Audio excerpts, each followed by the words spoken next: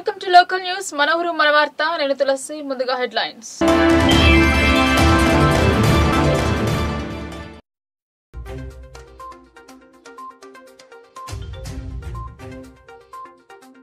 మతం మైకంలో ఉన్న అభ్యర్థిని కట్టడి చేయాలి ఇండియా కూటమి విజయం కోసం ఎన్ఎస్యుఐ కార్యకర్త సైనికుల్లా పనిచేయాలి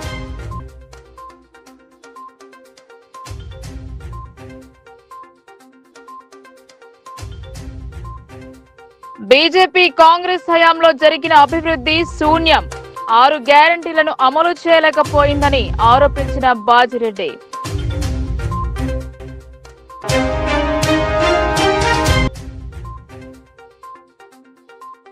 నామినేషన్ల దాఖలుకు నిర్దేశిత నిబంధనలు పాటించాలి రాజకీయ పార్టీ ప్రతినిధులతో కలెక్టర్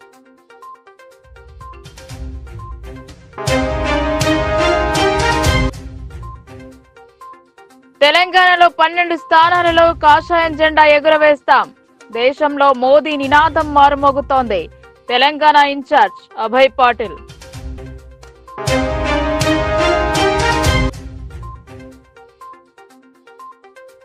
రద్దీగా మారిన నిజామాబాద్ నగరం పండగ సామాగ్రి కొనుగోలు సందడి ఊపందుకున్న క్రయ విక్రయాలు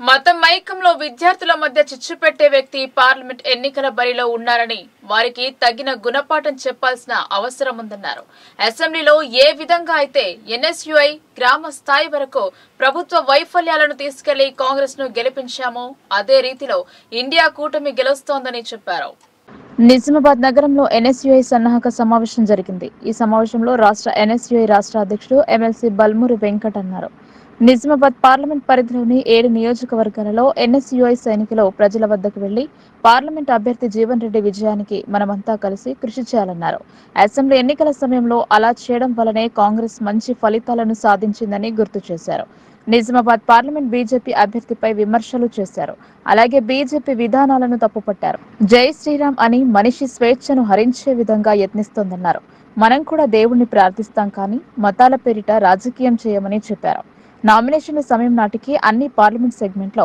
ఎన్ఎస్యుఐ సన్నాహక సమావేశాలను నిర్వహించాలన్న లక్ష్యంతో ముందుకు సాగుతామని చెప్పారు ప్రతి ఎన్ఎస్యుఐ కార్యకర్త నిద్రపోకుండా ప్రజలకు బీజేపీ విధానాలను వివరించి ఇండియా కూటమి విజయానికి కారకులు కావాలని పిలుపునిచ్చారు ఈ సమావేశంలో జిల్లా కాంగ్రెస్ అధ్యక్షులు మానల మోహన్ రెడ్డి ఎమ్మెల్యే భూపతి రెడ్డి ఈరవత్రి అనిల్ పార్లమెంట్ అభ్యర్థి జీవన్ రెడ్డి కాంగ్రెస్ కార్యకర్తలు పాల్గొన్నారు ఏదైతే అన్ని పార్లమెంట్లలో ఎన్ఎస్ఐకి సంబంధించి అధ్యక్షులతోటి మండల అధ్యక్షులతోటి ముఖ్య కార్యకర్తల సమావేశాన్ని ఏర్పాటు చేసి ఏదైతే సంబంధించి ఈ పార్లమెంట్ ఎన్నికల్లో క్రియాశీలక బాధ్యత ఎన్ఎస్ఐ మనపైన ఉంది ఆ బాధ్యతకు సంబంధించి అన్ని పార్లమెంట్లో తిరగాలన్న ఉద్దేశంతో ఈరోజు నిజామాబాద్ పార్లమెంట్ ఈరోజు సాయంత్రం కరీంనగర్ పార్లమెంట్ అట్లా 19వ తారీఖు వరకు అంటే నామినేషన్ ప్రక్రియ పూర్తి కాకముందే అన్ని పార్లమెంట్లో ఒక మెసేజ్ ఇవ్వాలన్న ఉద్దేశంతో ఈ ప్రోగ్రామ్ని పెట్టుకోవడం జరిగింది ఈ ప్రోగ్రామ్ ఒక ముఖ్య ఉద్దేశం ఏదైతే మనం క్షేత్రస్థాయి అసెంబ్లీ ఎలక్షన్స్లో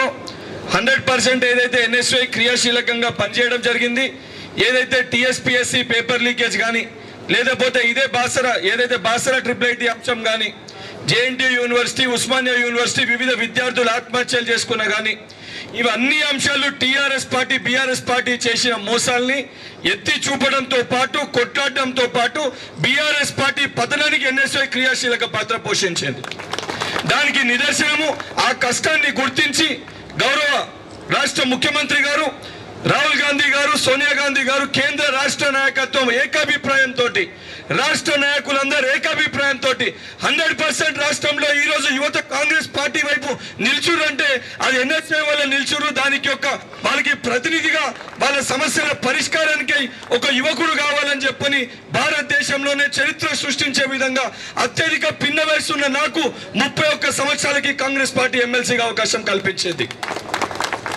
ఇది సాధారణమైన విషయం కాదు ఈరోజు బల్మూరి వెంకట ఒక సాధారణమైన ఒక యువకుణ్ణి ఒక మధ్యతరగతి కుటుంబం విద్యార్థులను యువకులను సమాయుక్తం చేయాలనే భావనతోని రాష్ట్ర ఎన్ఎస్యు అధ్యక్షులు సోదరుడు శాస్త్ర మండలి సభ్యులైనటువంటి బల్మూరి వెంకట్ గారు ఈరోజు నిజామాబాద్ జిల్లా కేంద్రం రావటము మరి వారు అత్యవసరంగా పార్లమెంటరీ స్థాయి కార్యవర్గ సమావేశాన్ని ఏర్పాటు చేయటం, అందులో పాల్గొంటున్నటువంటి వివిధ శాసనసభ నియోజకవర్గాల నుండి పాల్గొంటున్న అక్కడ NSUI నాయకత్వం, వారితో పాటుగా ఈ కార్యక్రమానికి ముఖ్య అతిథులుగా పాల్గొంటున్న స్థానిక శాసనసభ్యులు మిత్రులు, నిజామాబాద్ రూరల్ శాసనసభ్యులైన సోదరుడు భూపతి రెడ్డి గారు, మిత్రుడు, గతంలో శాసనసభ్యుడిగా అట్లాగే ప్రభుత్వ విప్గా బాధ్యతలు నిర్వర్తించి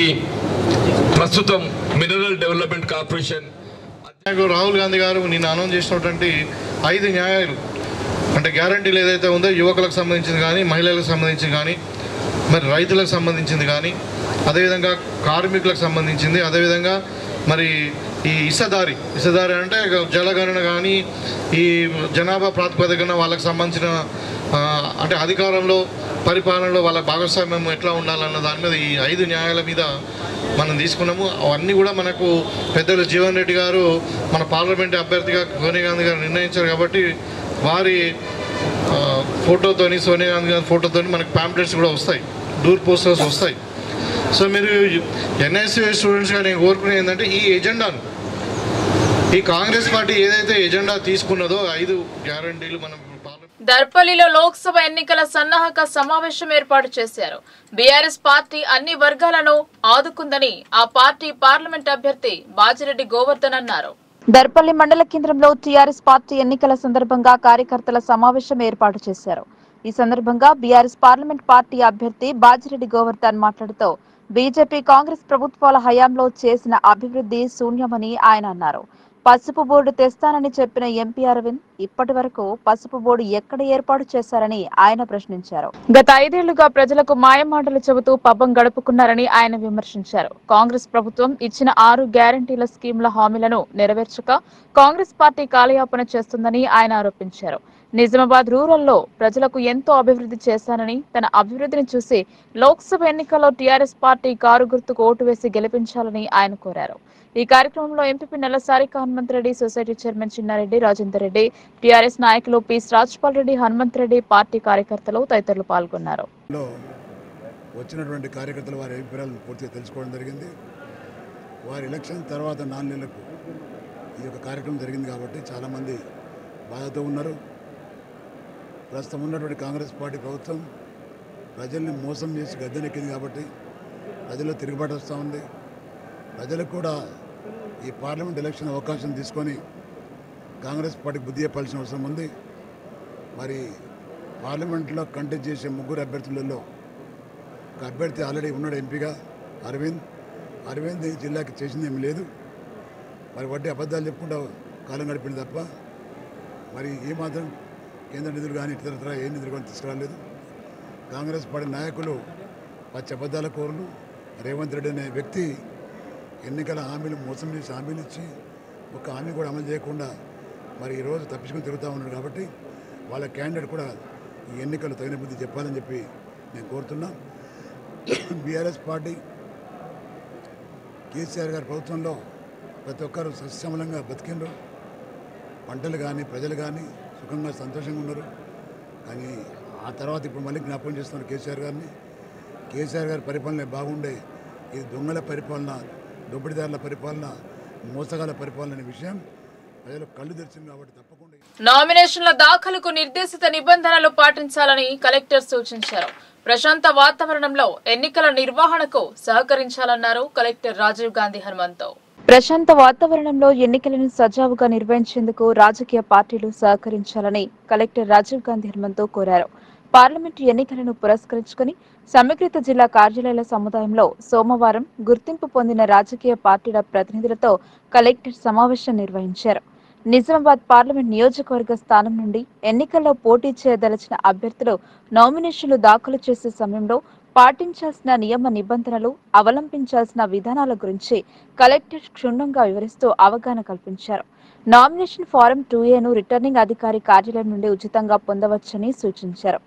ఈ నెల 18 నుండి నామినేషన్లను స్వీకరించడం జరుగుతుందని, సమీకృత జిల్లా కార్యాలయంలోని తన కలెక్టర్ ఛాంబర్లో ఉదయం 11 గంటల నుండి మధ్యాహ్నం 3 గంటల సమయంలో నామినేషన్లు అందించాల్సి ఉంటుందని తెలిపారు. సెలవు రోజు ఆదివారం మినహాయించి మిగతా అన్ని పని దినాలను కలుపుకుని తుది గడువు అయిన ఈ నెల 25వ తేదీ మధ్యాహ్నం 3 గంటల వరకు నామినేషన్లు స్వీకరించబడతాయని అన్నారు. నిర్ణీత గడువు నిర్ణీత సమయంలోపు రిటర్నింగ్ అధికారి ఛాంబర్ వద్దకు చేరుకున్న వారి నామినేషన్ ఫారాలు మాత్రమే స్వీకరించడం జరుగుతుందని కలెక్టర్ స్పష్టం చేశారు. ఒక అభ్యర్థి 4 సెట్ల నామినేషన్లను దాఖలు చేయవచ్చని, అభ్యర్థి వెంట మరో 4గురిని మాత్రమే లోనికి అనుమతిస్తారని తెలిపారు. నామినేషన్ దాఖలు చేసే జనరల్ అభ్యర్థులు 25,000, ఎస్సీ ఎస్టీ కేటగిరీలకు చెందిన వారైతే 12,500లను సెక్యూరిటీ డిపాజిట్ రూపంలో జమ చేయాల్సి ఉంటుందన్నారు. ఈ మొత్తాన్ని నగదు రూపేణా లేదా చలానా రూపంలో చెల్లించవచ్చని, చెక్కులు అంగీకరించబడవని సూచించారు. జాతీయ రాష్ట్ర రాజకీయ పార్టీల తరపున పోటీ చేసే అభ్యర్థులకు వారు పోటీ చేసే నియోజకవర్గంలోని ఎవరైనా ఒక ఓటరు నామినేషన్ ప్రతిపాదిస్తే సరిపోతుందని స్పష్టం చేశారు. అదే రిజిస్టర్డ్ రాజకీయ పార్టీల తరపున పోటీ చేసే వారికి స్వతంత్ర అభ్యర్థులకు 10 మంది ఓటర్లు నామినేషన్ను ప్రతిపాదించాల్సి ఉంటుందని సూచించారు. నామినేషన్ సమర్పించేందుకు వచ్చేవారు పార్టీ కండువాలు, టోపీలు ధరిస్తే ఆర్ఓ కార్యాలయంలోనికి అనుమతించబడరని స్పష్టం చేశారు. అభ్యర్థులు ఇటీవలి కాలంలో 3 నెలలలోపు దిగిన 1 పాస్పోర్ట్ సైజ్ ఫోటో అఫిడవిట్ పై అతికించాలని, నామినేషన్ పత్రంపై స్టాంప్ సైజ్ ఫోటో అతికించాలని అన్నారు. ఎన్నికల్లో పోటీ చేసే అభ్యర్థులు వేరే పార్లమెంట్ సెగ్మెంట్ కు చెందిన వారైన పక్షంలో తప్పనిసరిగా వారి అసెంబ్లీ సెగ్మెంట్ ఈఆర్ఓ నుండి ఓటరు ధృవీకరణ పత్రం సమర్పించాలని తెలిపారు. రిజిస్టర్డ్ గుర్తింపు పొందని పార్టీల అభ్యర్థులు, స్వతంత్ర అభ్యర్థులు నామినేషన్ ఫారంలోని పార్ట్ 3లో సి కాలం ఎదురుగా ఎన్నికల సంఘం నిర్దేశించిన గుర్తులలో ఏవైనా 3 గుర్తులను ప్రాధాన్యత క్రమంలో ఎంపిక చేస్తూ వివరాలు పొందుపర్చాలన్నారు. ముఖ్యంగా ఎన్నికల్లో పోటీ చేసే అభ్యర్థులు తప్పనిసరిగా కొత్త బ్యాంక్ అకౌంట్ తెరవాలని, దీని ద్వారానే ఎన్నికల వ్యయానికి సంబంధించిన లావాదేవీలు నిర్వహిస్తూ పక్కాగా రికార్డులు నిర్వహించాలని కలెక్టర్ సూచించారు. అభ్యర్థులు గరిష్టంగా 95 లక్షల వరకు ఎన్నికలలో ఖర్చు చేయవచ్చని, సంబంధిత బ్యాంక్ అకౌంట్ లావాదేవీల ఆధారంగానే అభ్యర్థుల వ్యయాన్ని లెక్కించడం జరుగుతుందన్నారు. బ్యాంక్ అకౌంట్ తెరిచే విషయంలో ఏవైనా ఇబ్బందులు ఎదురైతే తమ దృష్టికి తేవాలని సూచించారు. అభ్యర్థులు తమపై ఏవైనా క్రిమినల్ కేసులు ఉంటే నామినేషన్ పత్రంలోని పార్ట్ 3A లో వాటి వివరాలను తప్పనిసరిగా పొందుపరచాలని అన్నారు. నామినేషన్ దాఖలు చేసేందుకు అభ్యర్థి లేదా ప్రతిపాదించిన వారే స్వయంగా హాజరై నామినేషన్ దాఖలు చేయాల్సి ఉంటుందని, అభ్యర్థులు ఆర్ఓ సమక్షంలో ఎన్నికల సంఘం నిర్దేశించిన ప్రతిజ్ఞ చేయాల్సి ఉంటుందని తెలిపారు. గడిచిన 10 సంవత్సరాల కాలంలో ఎవరైనా అభ్యర్థులు ప్రభుత్వ క్వార్టర్లలో ఉన్నట్లయితే నీటి బిల్లులు, కరెంటు బిల్లులు వంటివి బకాయిలు లేవని నో డ్యూ సర్టిఫికేట్ జతపరచాలని సూచించారు. నామినేషన్ సమర్పించే ముందు అన్ని అంశాలను క్షుణ్ణంగా చూసుకోవాలని హితవు పలికారు. అభ్యర్థులకు సహాయపడేందుకు ఆర్ఓ కార్యాలయం వద్ద హెల్ప్ డెస్క్ సైతం ఏర్పాటు చేస్తామని కలెక్టర్ తెలిపారు. దాఖలైన నామినేషన్లను ఈ నెల 26న పరిశీలించడం జరుగుతుందని, నామినేషన్ల ఉపసంహరణకు 29వ తేదీ చివరి గడువు అని స్పష్టం చేశారు. కాగా ఎన్నికల ప్రచార సభలు, సమావేశాలు, ర్యాలీలకు ముందస్తుగానే దరఖాస్తులు చేసుకుని అనుమతి పొందాలని సూచించారు. కరపత్రాలు, పోస్టర్లు, ఫ్లెక్సీలు వంటివి ముద్రించే విషయంలో ప్రజాప్రాతినిధ్య చట్టంలోని సెక్షన్ 127A సూచనలు పాటించాలన్నారు. ఎన్నికల ప్రచార ప్రకటనలు, ప్రచార అంశాలు, ఎల్ఈడీ డిస్ప్లే కంటెంట్ తదితర వాటికి ఎంసీఎంసీ ద్వారా అనుమతులు తీసుకోవాలని సూచించారు. అలాగే అసెంబ్లీ నియోజకవర్గం పరిధిలో నిర్వహించే సభలు, సమావేశాలు, ర్యాలీలు, మైకులు, వాహనాల కోసం సంబంధిత సహాయ రిటర్నింగ్ అధికారుల నుండి అనుమతి తీసుకోవాలని, పార్లమెంట్ నియోజకవర్గం పరిధి మొత్తంలో నిర్వహించే ప్రచార కార్యక్రమాలు, ఎల్ఈడీ వాహనాలు, చాపర్, హెలిప్యాడ్, హెలికాప్టర్ వంటి వాటి అనుమతులను ఆర్ఓ కార్యాలయం నుండి పొందాలని సూచించారు. కనీసం 48 గంటల ముందు సువిధ పోర్టల్ ద్వారా దరఖాస్తులు చేసుకోవాలని హితవు పలికారు. ఈ సమావేశంలో అదనపు కలెక్టర్లు అంకిత్, కిరణ్ కుమార్, ట్రైనీ కలెక్టర్ కిరణ్మయ్, నగరపాలక సంస్థ కమిషనర్ ఎం మకరంద్, సహాయ రిటర్నింగ్ అధికారులు, సంబంధిత అధికారులు, ఎన్నికల విభాగం పర్యవేక్షకుడు పవన్, రాజకీయ పార్టీల ప్రతినిధులు తదితరులు పాల్గొన్నారు. సో ఫస్ట్ మనకి నామినేషన్స్ మీకు షెడ్యూల్ అది చూసే ఉంటారు. సో ఈ నామినేషన్స్ స్టార్ట్ అవుతున్నాయండి గురువారం. So last date of making nominations April 25th. So 18th నుంచి 25th మనకి ఎక్సెప్ట్ పబ్లిక్ హాలిడేస్ అంటే మనకి సండే వస్తుంది. So except Sunday, so remaining days nominations అనేది సబ్మిట్ చేయొచ్చు. సో స్క్రూట్నీ అనేది 26th. So April 26th scrutiny ఉంటుంది. లాస్ట్ డేట్ ఆఫ్ విత్డ్రాలు మనకి ఏప్రిల్ 29th వరకు ఉంటుంది. సో నామినేషన్స్ కి సంబంధించి మనకి పార్లమెంటరీ ఎలక్షన్స్ కాబట్టి నామినేషన్స్ అనేది ఫామ్ 2A ఇవ్వాలి. సో అంటే అసెంబ్లీకి 2Bలో ఇస్తారు. సో మనకి పార్లమెంట్కి 2Aలో ఇవ్వాల్సి ఉంటుంది. సో అదేవిధంగా మనకి నామినేషన్స్ అనేది కలెక్టర్ ఛాంబర్లో రిసీవ్ చేసుకోవడం ఉంటుంది. సో ఏ రోజైతే నామినేషన్స్ ఉంటాయో సో ఆ రోజు 11 AM నుంచి 3 PM. సో మార్నింగ్ 11 నుంచి ఆఫ్టర్నూన్ 3 వరకు రిసీవింగ్ అనేది చేసుకోవాలి. ప్రస్తుతం జరుగుతున్న పార్లమెంట్ ఎన్నికలలో 12 సీట్లలో విజయం సాధిస్తామని Telangana BJP incharge Karnataka Belgaum MLA Abhay Patil అన్నారు. దేశం మొత్తం మోదీ నినాదం మారుమోగుతోందన్నారు. నిజామాబాద్ బీజేపీ కార్యాలయంలో జరిగిన మీడియా సమావేశంలో Telangana BJP incharge Karnataka Belgaum MLA Abhay Patil మాట్లాడుతూ తెలంగాణలో 12 సీట్లు గెలుస్తామని ధీమా వ్యక్తం చేశారు. 10 ఏళ్ల మోదీ పాలనలో దేశ ప్రజలు సంతోషంగా ఉన్నారు అని తెలిపారు. ఇతర పార్టీలు బీజేపీకి పోటీ కావని ఆయన పేర్కొన్నారు. సర్వేలన్నీ బీజేపీ వైపే ఉన్నాయని తెలిపారు. విఘ్నులైన తెలంగాణ ప్రజలు బీజేపీకి ఓటు వేయాలని కోరారు. మోదీని ఎదుర్కొనే సత్తా రాహుల్కు లేదన్నారు. కాంగ్రెస్ పాలిత రాష్ట్రాల్లో అవినీతి తప్ప అభివృద్ధి లేదన్నారు. తెలంగాణలో రేవన్ ట్యాక్స్ మొదలైందని విమర్శించారు. అనంతరం అర్బన్ ఎమ్మెల్యే ధన్పాల్ సూర్యనారాయణ మాట్లాడుతూ బీజేపీ హయాంలోనే దేశ అభివృద్ధి జరుగుతుందని చెప్పారు. దేశ చరిత్రను తిరగరాసి ప్రపంచ దేశాలు దేశాన్ని కీర్తించేలా మోదీ పాలన అందిస్తున్నారని పేర్కొన్నారు. ఈ మీడియా సమావేశంలో జిల్లా పార్టీ అధ్యక్షులు దినేష్ పలువురు పాల్గొన్నారు.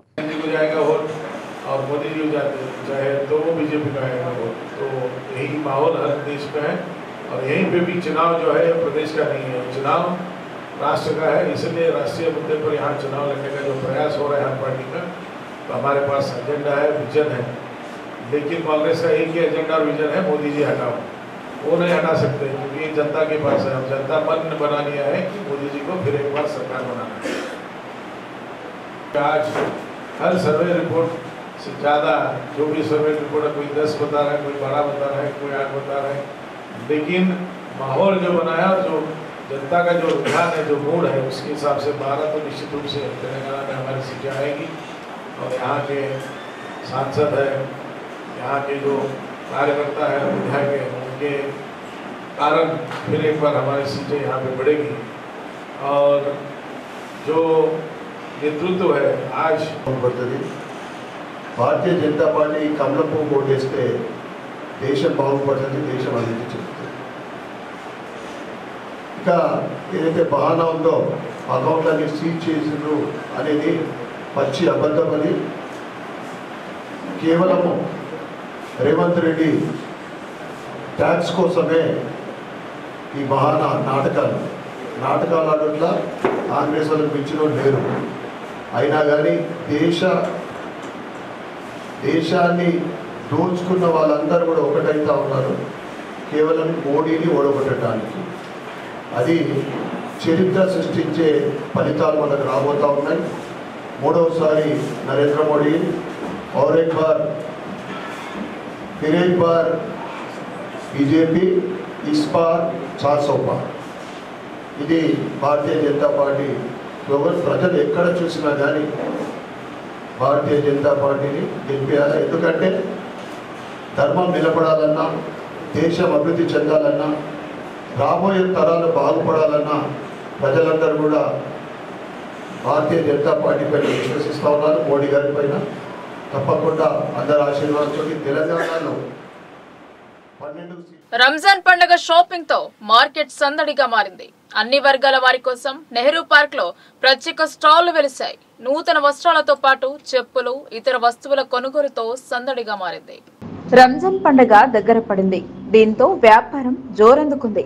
గ్రామీణ స్థాయి నుండి ప్రజలు నగరానికి వచ్చి పండుగకు కావలసిన వస్తువుల కొనుగోలు చేస్తున్నారు. మండు ఎండలో సైతం నెహ్రూ పార్క్ వద్ద జాతరను తలపిస్తోంది. పండుగకు కావలసిన వస్తువులన్నీ ఈ ప్రాంతంలో లభ్యమవుతున్నాయి. గుబాళించే వాసన కలిగిన వివిధ రకాల అత్తరు, పన్నీరు ఇక్కడ దొరుకుతుంది. అలాగే పండగ పూట తయారు చేసుకునే షీర్కుర్మా కోసం కావలసిన డ్రై ఫ్రూట్స్, ఇతర సుగంధ ద్రవ్యాలు ఇక్కడ విక్రయానికి ఉంచారు. మార్కెట్ మొత్తం జనంతో రద్దీగా మారింది. స్పెషల్ గా రంజాన్ రోజున ఉపయోగించే వస్తువులను కొనుగోలు చేస్తున్నారు. ఒకేసారి హిందువుల మరియు ముస్లిం పండుగ 2 రోజుల వ్యవధిలోనే రానున్నాయి. మొత్తం మీద పండుగల ప్రభావంతో వ్యాపారం జోరందుకుంది. ఈ నెలలో వేసవి తాపం తారస్థాయికి చేరుకున్నా దాన్ని అధిగమించి వస్తువుల కొనుగోలుతో సందడిగా మారింది. మొత్తం మీద పండగ శోభతో నగరం సందడిగా మారింది.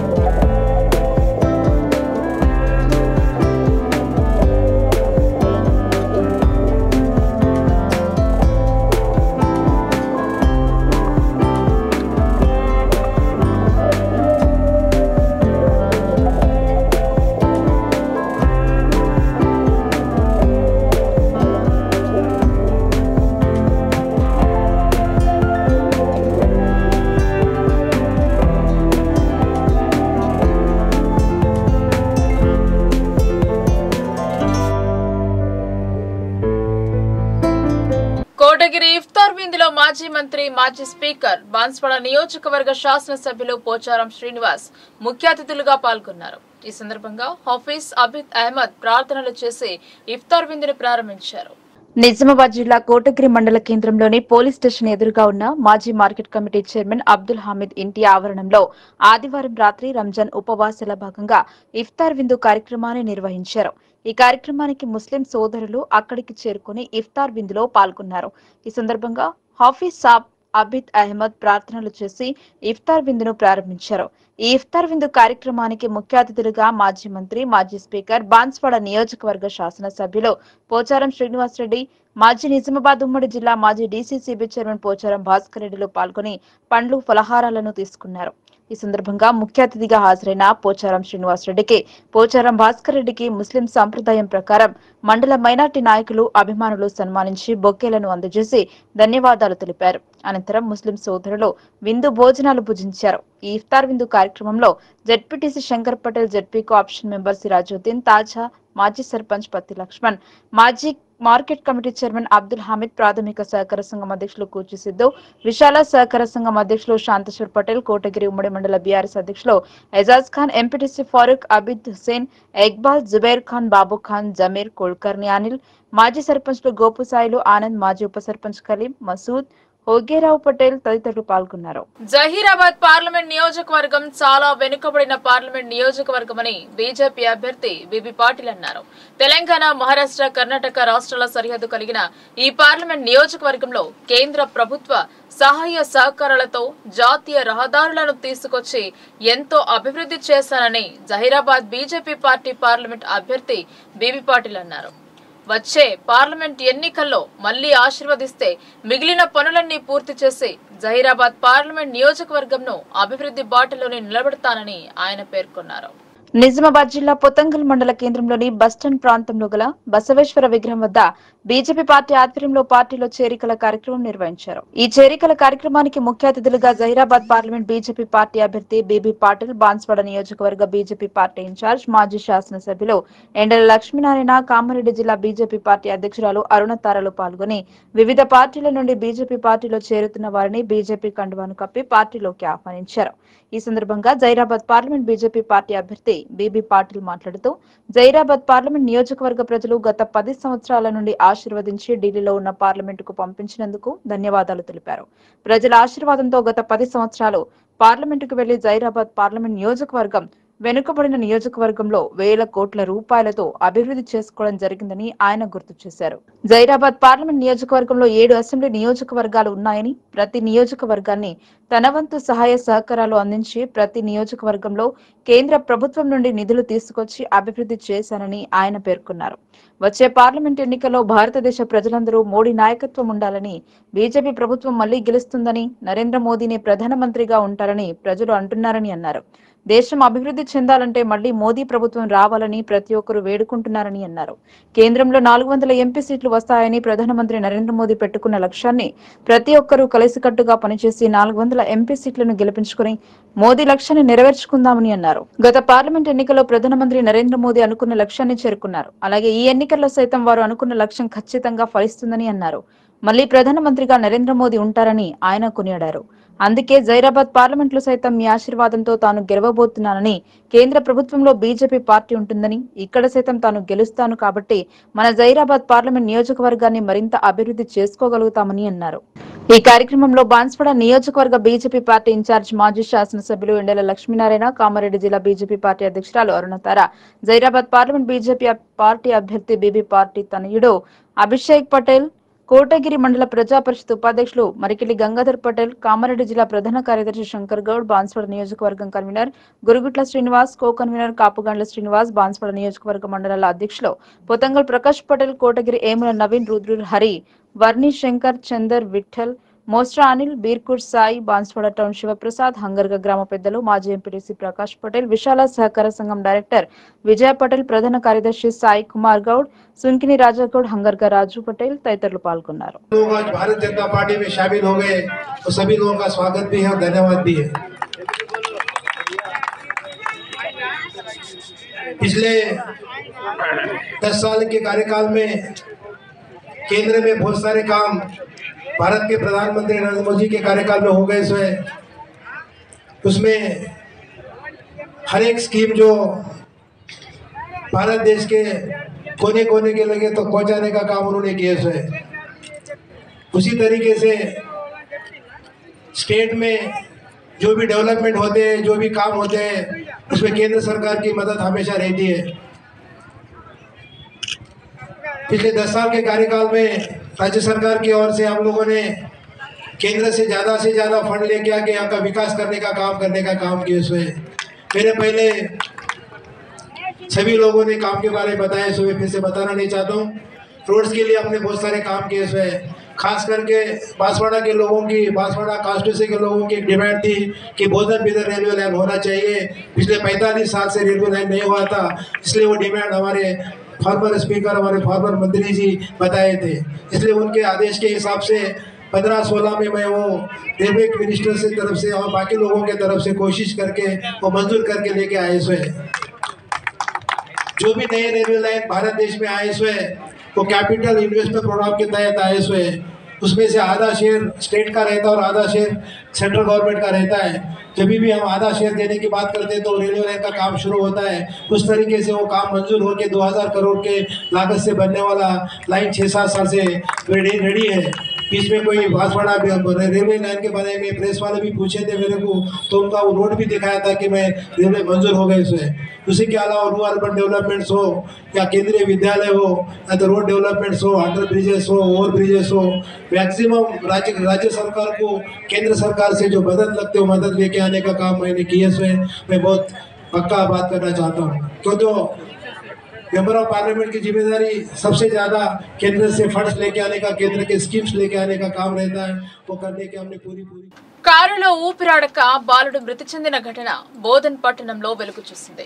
తల్లి పనుల్లో నిమగ్నమై ఉండగా కుమారుడు రాఘవ ఆడుకుంటానని చెప్పి వెళ్లి తిరిగి రాలేదు. చివరకు కారులో విగత జీవిగా కనిపించాడు. కారులో ఊపిరాడక బాలుడు మృతి చెందిన ఘటన నిజామాబాద్ జిల్లా బోధన్ పట్టణంలో వెలుగులోకి వచ్చింది. బోధన్ పట్టణంలోని గోసం బస్తీకి చెందిన రేణుక కుమారుడు రాఘవతో కలిసి రాకాసిపేటలోని హనుమాన్ టెంపుల్ ప్రాంగణంలో కూలీ పనులకు వెళ్లారు. ఈ క్రమంలో తల్లి పనుల్లో నిమగ్నమై ఉండగా కుమారుడు రాఘవ ఆడుకుంటానని చెప్పి వెళ్లి తిరిగి రాలేదు. బాలుడు కనిపించకపోయేసరికి తల్లిదండ్రులు పోలీసులకు ఫిర్యాదు చేశారు. 2 రోజులుగా మిస్సింగ్ అయిన బాలుడు అదే ఏరియాలో పార్క్ చేసిన ఓ కారులో కనిపించాడు. కారు డోర్లు తెరుచుకుని ఉన్నప్పుడు బాలుడు అందులోకి వెళ్లగానే కారు ఒక్కసారిగా లాక్ అయింది. దీంతో ఆ చిన్నారి కారులోనే ఊపిరాడక మృతి చెందాడు. గత రాత్రి కారు యజమాని బయటకు వెళ్లేందుకు కారు తీస్తుండగా కారులో మృతదేహాన్ని గుర్తించి అతడు స్థానిక పోలీసులకు సమాచారం అందించాడు.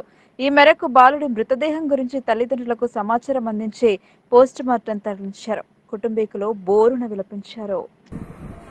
తేదీ 4/4/2024 సాయంత్రం 6 గంటల సమయంలో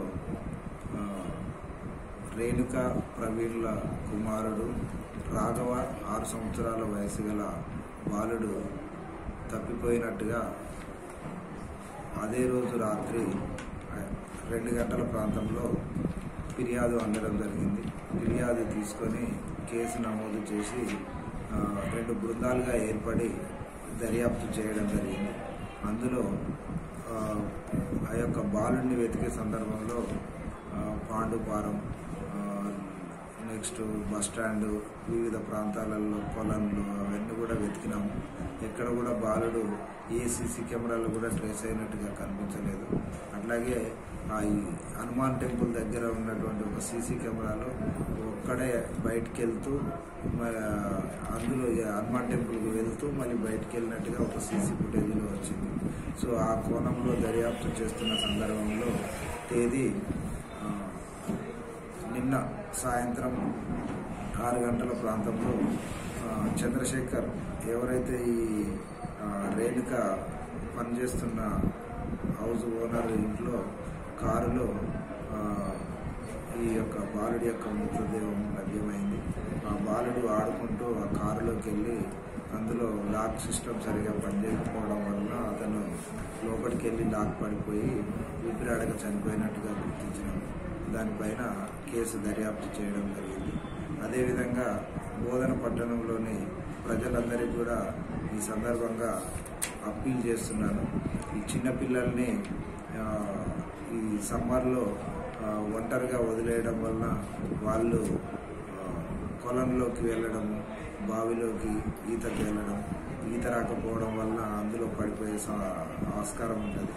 కాబట్టి అదేవిధంగా అన్ని జాగ్రత్తలు తీసుకునే విధంగా ప్రజల్ని విజ్ఞప్తి చేస్తున్నాం.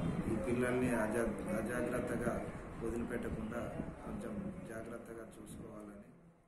నవీపేట్ మండలం ఫతేనగర్ గ్రామ పంచాయతీ పరిధిలోని ఫస్ట్ ఫ్లాట్ సమీపంలో అటవీ జంతువు మర్నాగిని అటవీ శాఖ అధికారులు పట్టుకున్నారు.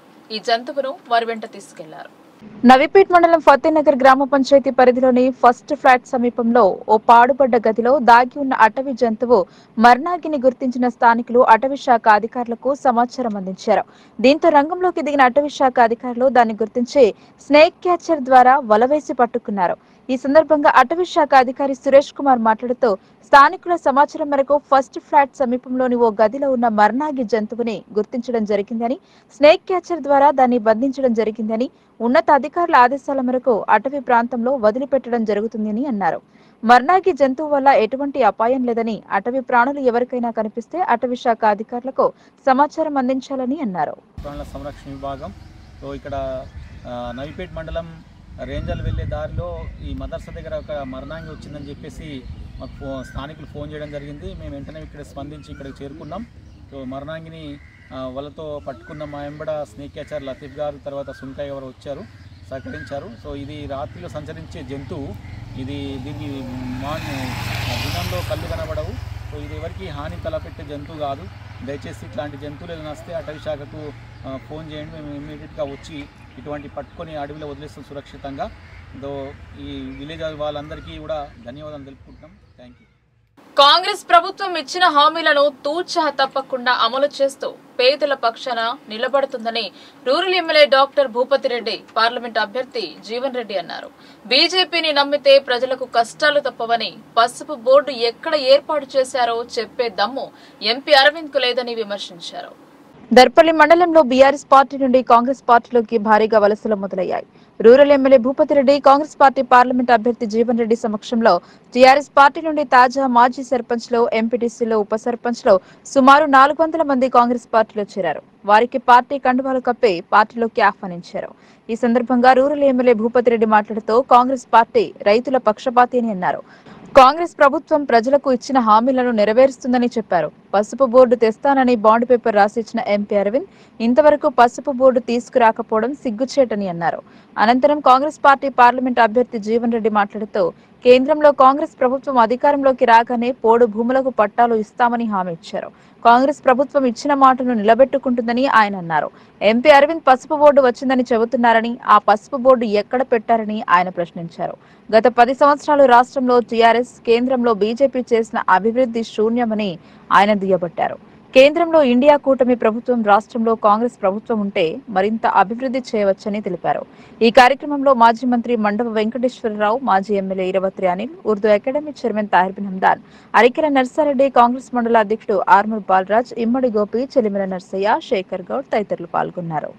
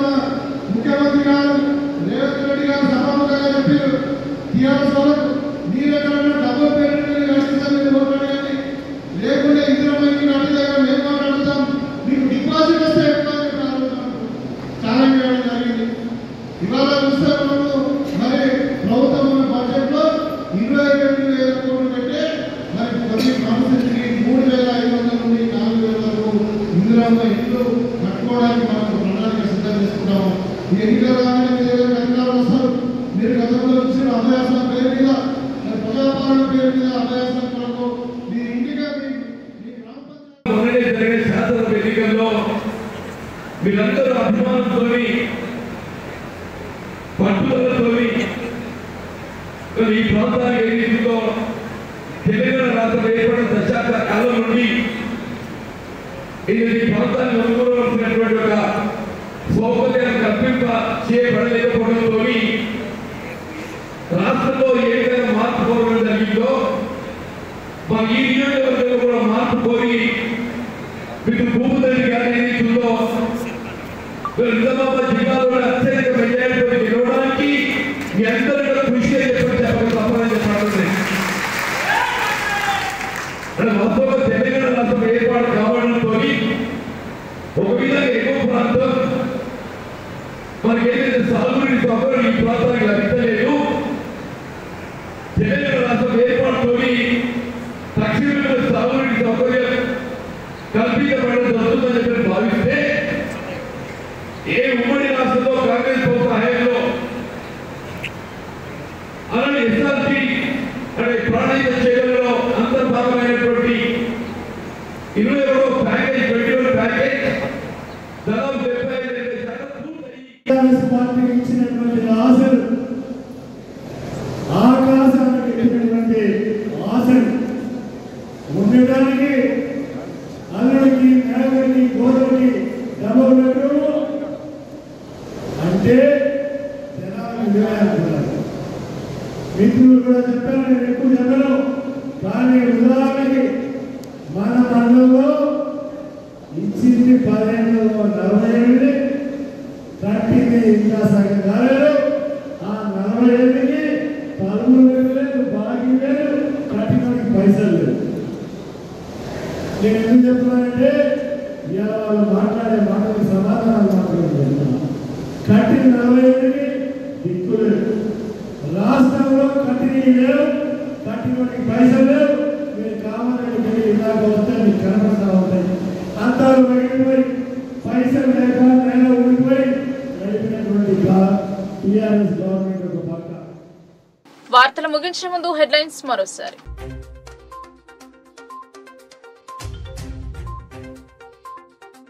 మతం మైకంలో ఉన్న అభ్యర్థిని కట్టడి చేయాలి. ఇండియా కూటమి విజయం కోసం ఎన్ఎస్యుఐ కార్యకర్త సైనికుల్లా పనిచేయాలి.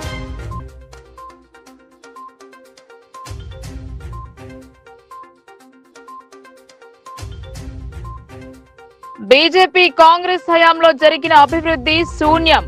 6 గ్యారంటీలను అమలు చేయలేకపోయిందని ఆరోపించిన బాజిరెడ్డి.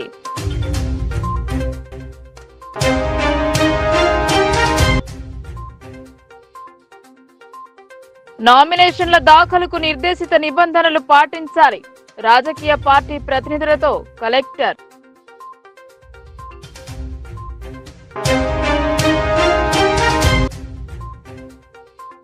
తెలంగాణలో 12 స్థానాలలో కాషాయం జెండా ఎగురవేస్తాం. దేశంలో మోదీ నినాదం మారుమోగుతోంది. తెలంగాణ ఇన్ఛార్జ్ అభయ్ పాటిల్.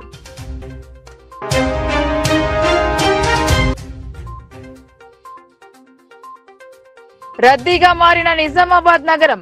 పండగ సామాగ్రి కొనుగోలు సందడి. ఊపందుకున్న క్రయ విక్రయాలు.